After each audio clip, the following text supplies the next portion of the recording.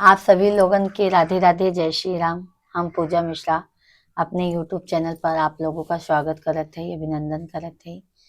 आज हम लोग आप लोगन के बीच में बहुत दर्द भरा बेटी विवाह गीत ले आई है, जौन बहुत मार्मिक है। जौन पुराने जमाने में बिटिया के विदाई होत रही तो बहुत तकलीफ होत रहा। आज गाना के माध्यम से आप लोग आइए जरूर सुनत जाएं। आप लोगन के जैसे भी लागे लाइक कमेंट शेयर जरूर करी और लाइक कमेंट करब मत भूलें। सभी लोगन के जय माता दी। अरे आजू मोरे बेटी का होला बियाहवा, अरे भोरवई में हो वही विदाई रे ललनावा, अरे भोरवई में होई विदाई रे ललनावा।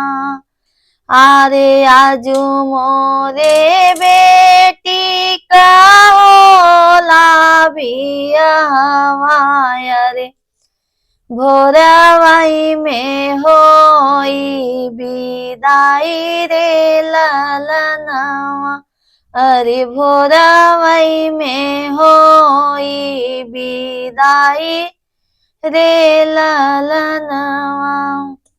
जब डोलवाया वाई बीच दुअरवा, अरे बेटी रोई हृदय लगाई रे ललनावा, अरे बेटी रोई हृदय जे फाटई रे ललनावा, अरे बेटी रोई हृदय जे फाटई रे ललनावा। रोई रोई बेटी जे बाबा से पूछाई, अरे कैसन बाबा रस्म रिवाज रे ललनावा, अरे कैसन बाबा रिवाज रे ललनावा। भैया जे रही है बाबा तोहरे बगलिया, अरे हाँ मैं जे भेज दी है दूर देश रे ललनावा, अरे हाँ मैं जे भेज दे हा दूर देश रे ललनावा।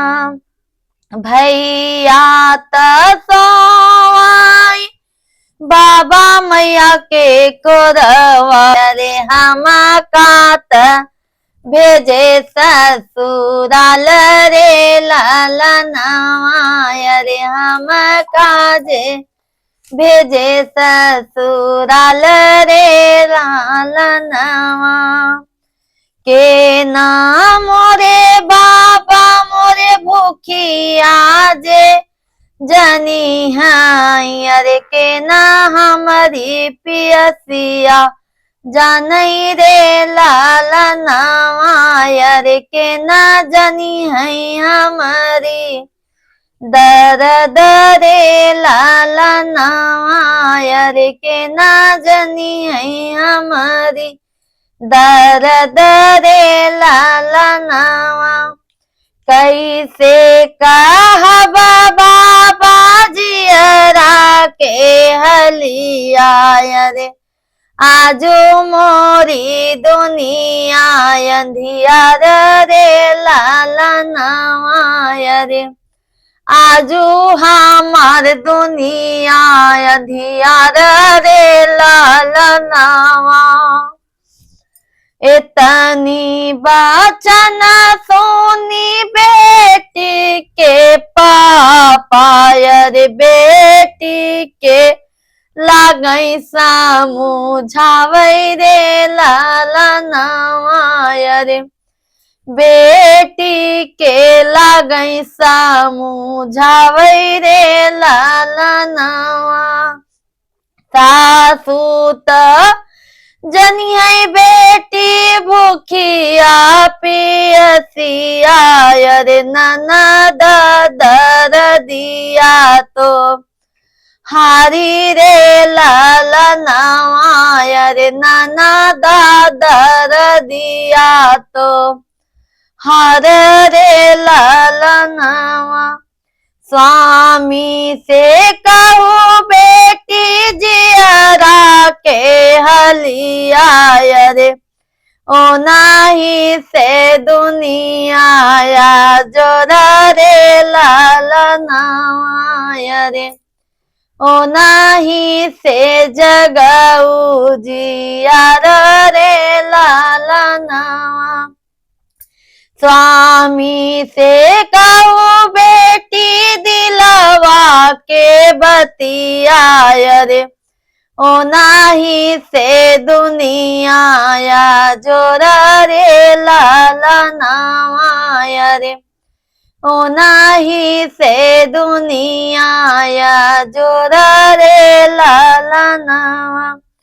बेटी के लिखल बेटी दूसरा दुवरवा रे इह बाटै विधि के विधान रे ललनवा रे इह बाटै विधि के विधान रे ललनवा रे इह बाटै विधि के विधान रे ललनवा।